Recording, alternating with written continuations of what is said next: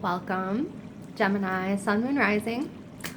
I'm B. Um, hmm, and I was chewing gum. I had a really delicious poke bowl for lunch. It had like all of the coconut ginger garlic sauce. It had like all the green onions, and I was like, my own breath was like burning my nose.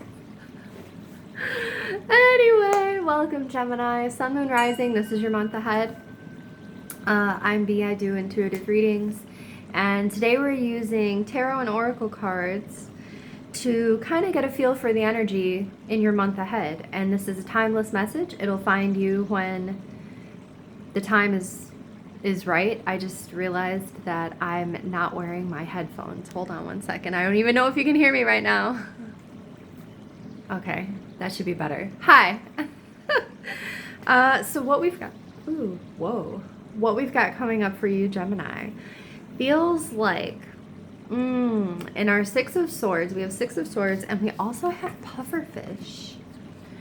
So in our Pufferfish, there is this energy of feeling a little bit threatened. And I was getting a really strong energy during my meditation of you not having the words, which is, for you, I feel like not a regular thing. I feel like you're someone who could converse all day. Like you could, I mean, there's a social battery, of course, but like you just really always have the words for what you're thinking or what you're feeling. And lately you've been finding yourself just speechless almost. Like you have these big feelings you can't put words to, or you have experiences that when you try to put words to it, it almost like cheapens the experience, or like it takes something away from it when you try and explain to other people the magic.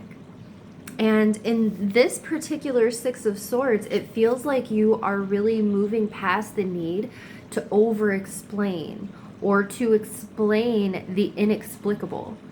It feels like you are experiencing miracles and blessings and synchronicities, and you're trying to put words to it.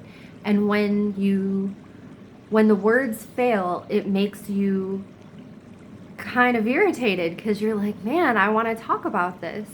And it feels like the invitation is to change, like instead of just a conversational or explaining kind of energy, it's almost asking you to transform it into something new, like creating poetry or turning it into a short story, adding some embellishments, turning it into like using that real life miracle, that real life experience, and allowing it to inspire you in a creative way. That feels like something that you will be able to use throughout the rest of your life. Like anytime you have an experience or you're going through something other people can't quite understand, or you can't really like find the words for,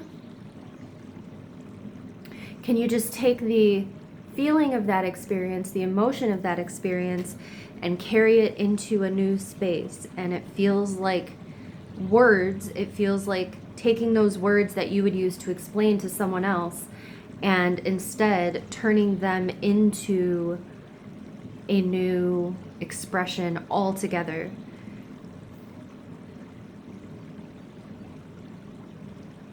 There's no expectation from the miracles. Like if you feel like you are... Interesting. Okay, so it feels like for some of you, you almost can't believe it. It's like you had this thing happen and you almost need other people to confirm it for you. Like you really want to explain it in a conversation and then have other people be like, wow, that's amazing. That's a miracle. What a blessing. You're so aligned. It's almost like you want someone else to see that.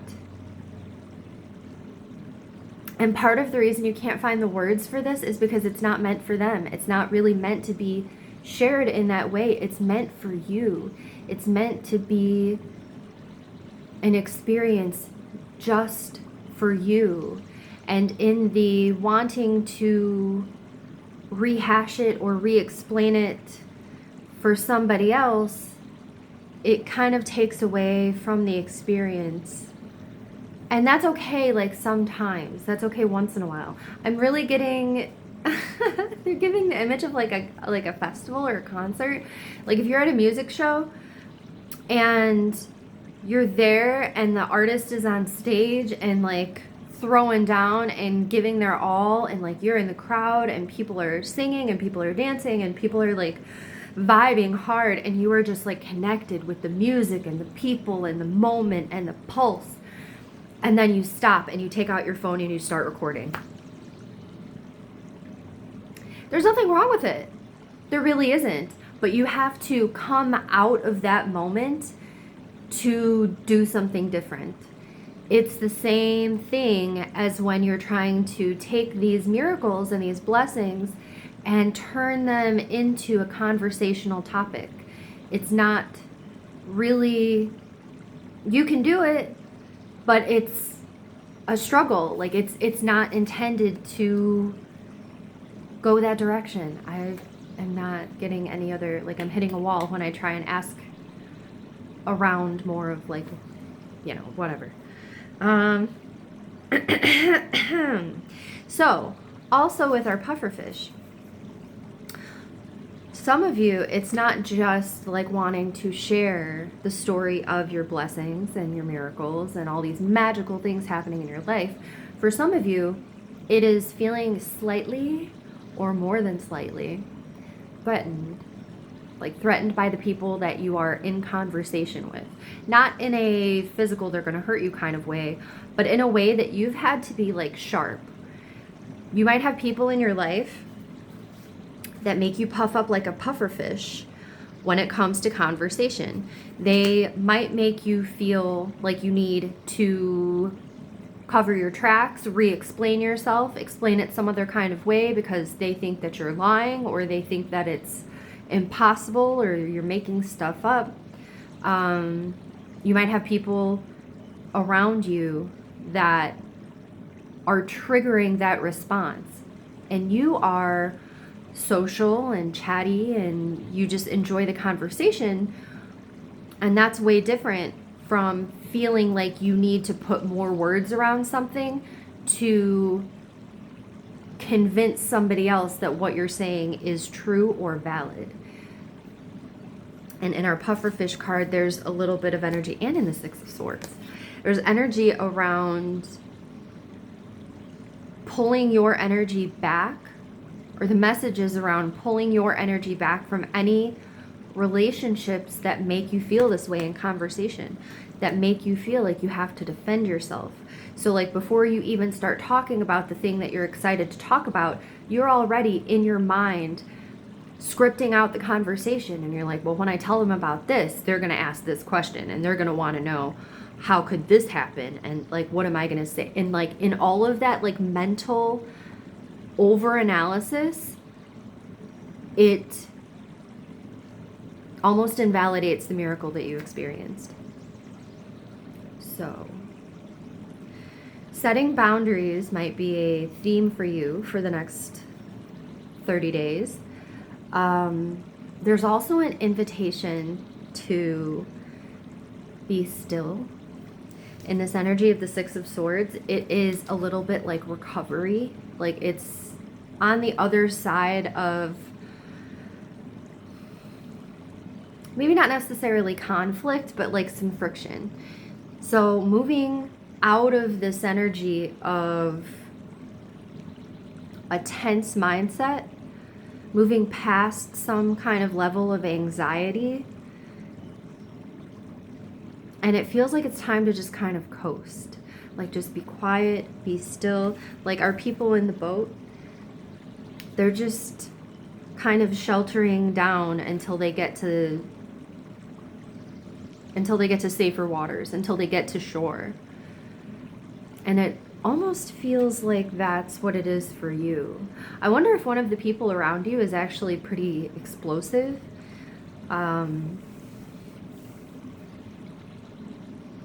There's an intense need for some of you to feel like you need to protect yourself. So setting boundaries and allowing your buoyancy, like for all of the terrible like feelings this little pufferfish is feeling to puff up like that, he still looks really cute and he looks kind of funny. You know? Like, can you use your natural charm and your natural like lightheartedness to diffuse a situation? Pufferfish puffs up because that makes him look threatening. He's like, I'm made of poison and I'm gonna inflate myself so you know that I am a big deal. I'm dangerous. But he looks really silly. And I wonder if you can kind of do the same sort of thing where you just like playfully bring out that side of yourself anytime you feel like you need to over explain or you're being, I'm feeling strongly like sometimes you feel like you're being interrogated. They're telling me that that comes from having people around you your whole life that don't believe what you're saying for some reason. I feel like maybe you've had magical experiences. Like you've seen things that are almost impossible. Like these things have happened to you in your life, and when you try and tell people about it, like they just don't believe you. It feels almost like a time for a new circle. Time for a new circle of friends. What are we moving away from? The people that want to interrogate us and the people that want to dissect the miraculous experiences that we have because they don't believe it. Well, they don't believe it because they don't get them. They're not the person that receives miracles. They could be, but they can't. They want to understand it. They want to make sense of it. They want to logic their way out of it. And that need to reason or analyze is exactly what's blocking them from receiving miracles. So pull your energy back in and just enjoy your miracles and trust that you are moving towards other people like you, where the conversation is just easy. It's also the energy of like, if you're a person that knows about like the Hermetic principles and knows about vibration and polarity and new earth energy and all of the energetic things that are happening, if you're a person that is aware of those things and knows how true they are, it's really awkward to be in a conversation with somebody who is explaining why their circumstances are so bad and that they're, you know, like they're, it's just hard to have that conversation. It's easier to avoid the conversation because they don't know what you know and you're not going to teach them in one conversation. So it feels like the message is to make light of it. Bring your playfulness into those kinds of interactions and trust that you are moving closer and closer to a social circle that you don't have to over explain. You don't have to give context because they just are where you are. So you just say, oh my gosh, this and this and this and this and this. And they're like, oh girl, yes, that. They get it. Like you are moving into a space where your friends just get you. You are about to make new friends. Some of the friends that you currently have are in an elevation process. Like they're in this mind-opening phase. I feel like maybe you've done psychedelics together. And it is a beautiful thing for you to know that not only are you moving towards more of those people, but your current friends that are really vibing with you, they're coming along too. So in the meantime, let go of the need to over-explain. Enjoy your blessings. Let's get an angel number for you. I asked your angels to give us a number today, something that you can kind of keep in the back of your mind as your number for the next 30 days. So when you see it, you'll know that it's related to this message. You know that they are supporting you and they are around you. All right, Gemini. 510. Rebellion. Ooh. Ooh, ooh, ooh. 510. Interesting. I'm going to go to the book. Let's see what the book says about 510. I know plenty about 5. I know plenty about 6. I know plenty about 10. Let's see. 510 is about living authentically. When you live authentically, fully embracing all your lovely eccentricities, you inspire others to do the same. As an added bonus,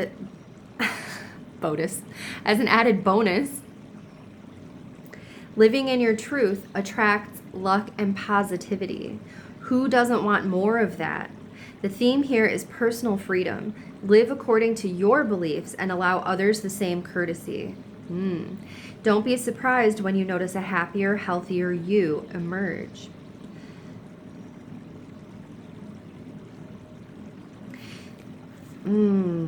So this really feels like you have people around you that have a differing mindset. Like they have an opinion of something that you might have shared that opinion once upon a time, but you have changed your mind. That's a really strong energy in the, That's a really strong energy in the Six of Swords too, because in the Five of Swords, there's this like mental breaking down of the things that you were holding on to that you knew to be true, and these were very strong beliefs, but they're not serving, and like now they don't fit, and you get stuck in this place of like everything I thought I knew was true is actually not true at all for me. And we stay in that space for a long time sometimes where we just need to mull it over. We just need to understand it. But the Six of Swords is where you choose to move past that mindset rather than continuing to dissect it and try it and make it fit in a bunch of different ways and turning it upside down and inside out and it still doesn't fit. It's the time when you just kind of throw it on the ground and walk away into something that actually fits you instead of trying to reshape old beliefs and old mindsets to fit you. It's time for a new, fresh mindset. And some of the people around you are watching this happen. They're like, oh, they're changing their mind. How terrifying. So they like double down in conversation. It's almost like every single thing you say, they want to poke at it. And it's not for the sake of understanding all the time. It is for the sake of trying to deflate what you've got going on. I feel like our last kind of message coming in here about the 510 is about curiosity. This is about rebellion, but I'm being given rebellion as a form of, or curiosity as a form of rebellion. So when you're in those kinds of conversations and you're starting to feel that way, what happens when instead of answering their question, which was a sarcastic and almost rhetorical question in the first place, when you, instead of answering the question, what if you respond with your own question?